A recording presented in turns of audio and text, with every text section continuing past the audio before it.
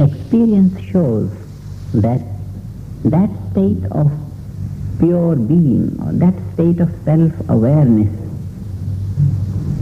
that is blissful in its nature. It is bliss.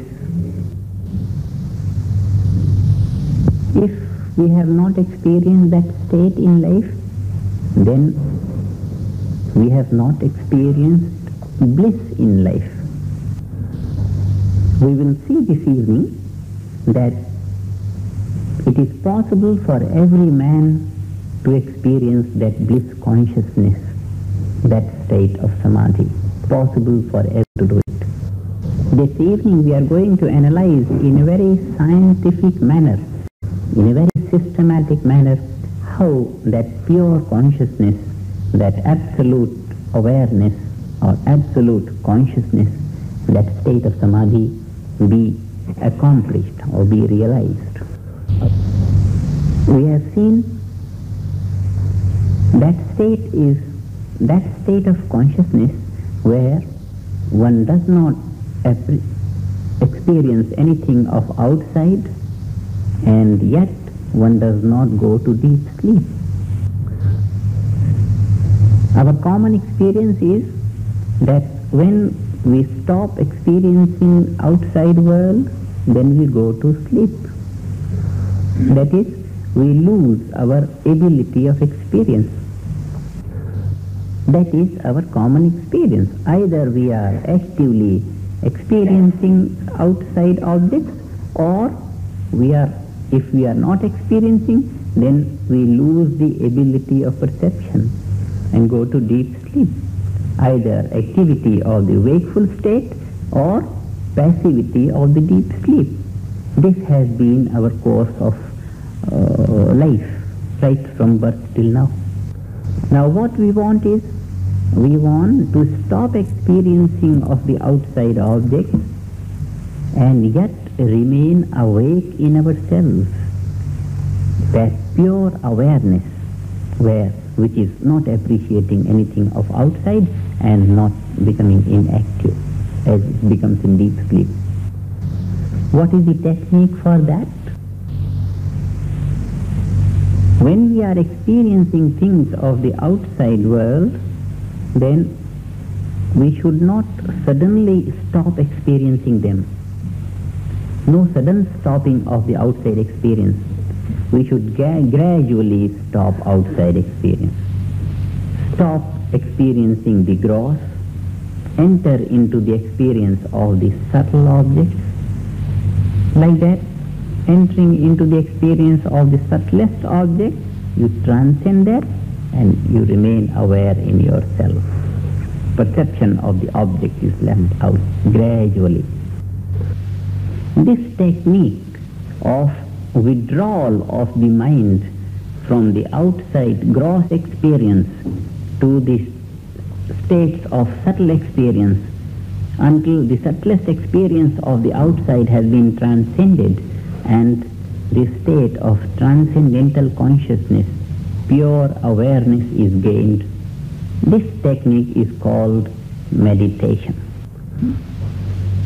If we want to define then meditation, it is a process of bringing the mind from the field of gross experience through the field of the subtle experience to the transcendental pure awareness, which is Samadhi. Samadhi, the word Samadhi in Sanskrit language means established intelligence, settled intellect. As long as the mind is experiencing something, then that process of experience holds the mind or holds the intellect. In that state, the intellect is active, it's not established.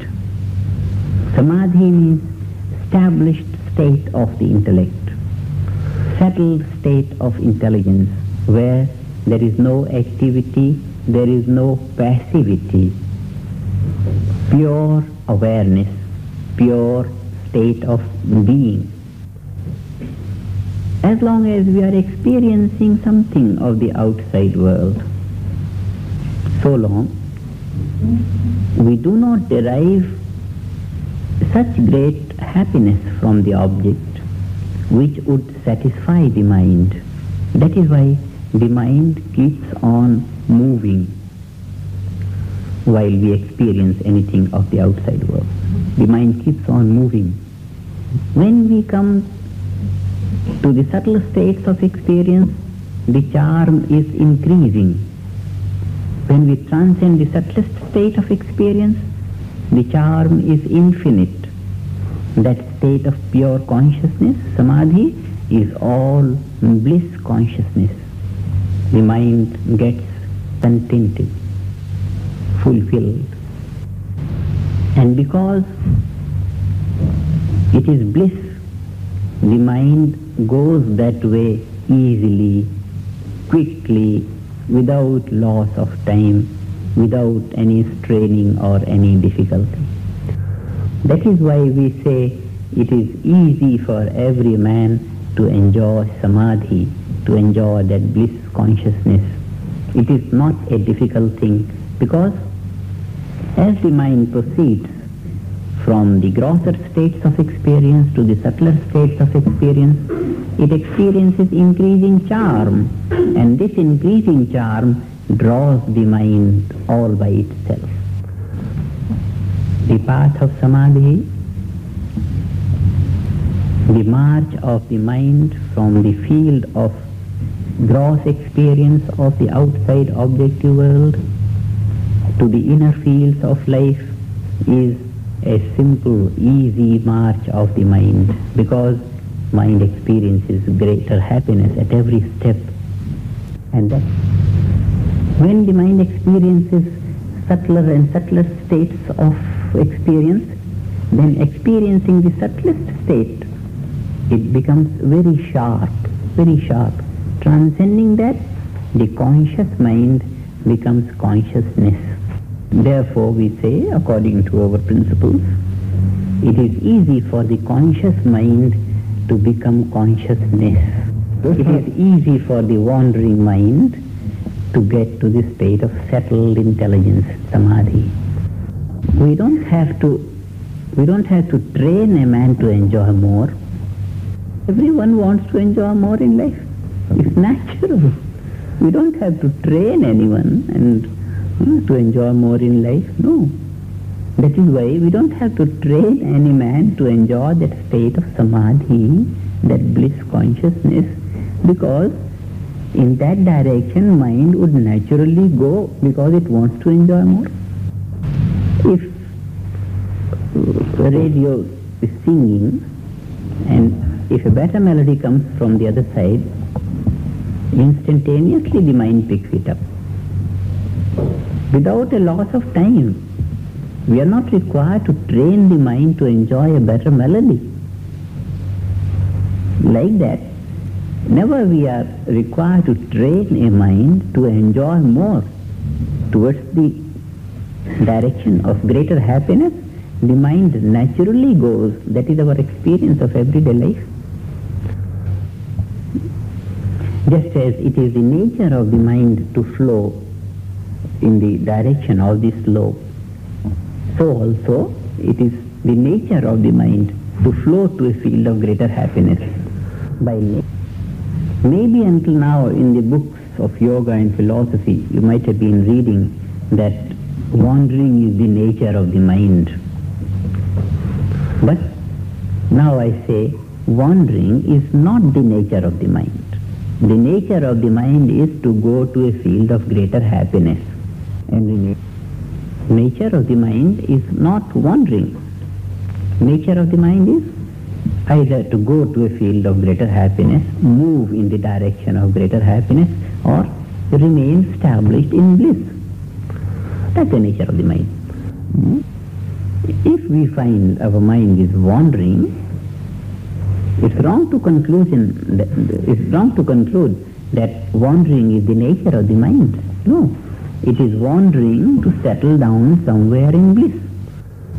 If we see the honey bee is flying, and we see it flying all the time, it's wrong to conclude that keep on flying is the nature of the honey bee.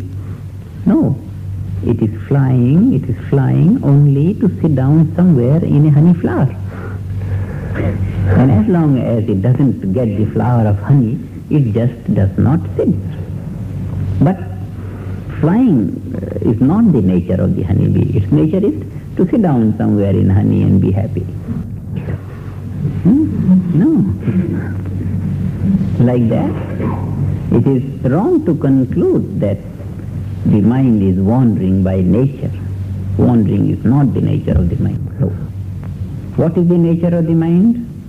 To go to a field of greater happiness and find the greatest happiness, bliss, and remain established in there. That is the nature of the mind.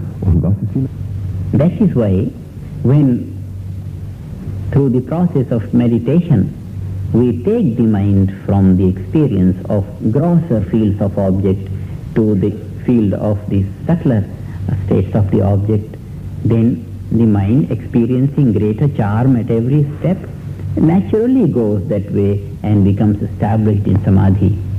The conscious mind naturally becomes pure consciousness. That is why we say the experience of that bliss consciousness, to obtain that bliss consciousness is easy for all because it is in accordance with the very nature of the mind.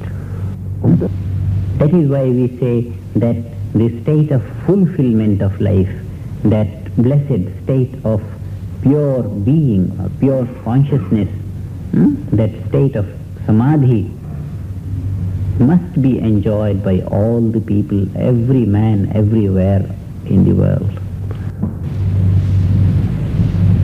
It is not difficult because that is the essential nature of our own mind. That state of pure awareness or pure consciousness is the pure state of the mind. What do I mean when I say that state of pure consciousness is the very nature of the mind? See, the mind, the pure consciousness is like the mirror, a mirror. Anything coming in front of the mirror produces an image in the mirror. Like that pure consciousness, when something comes in front, the image of that through the retina falls on that mirror of pure consciousness and it becomes the mind, it becomes the conscious mind, it becomes the experiencing mind. So, pure consciousness comes to be the mind, the experiencing mind, when the object of experience comes before it. If there is no object of experience, then that pure consciousness is like a pure mirror without any image on it. That is pure consciousness, the pure state of the mind. It is blissful in nature and it is cosmic in nature. When some object comes in front, then the image of the object falls in that and the effect of the experience takes place. The conscious mind begins to experience this. Due to that, that purity of consciousness is overshadowed. Just as in a mirror, if there is nothing, then the mirror shines in its own glory, full mirror. Anything that comes before leaves an image. This image overshadows the real nature of the mirror.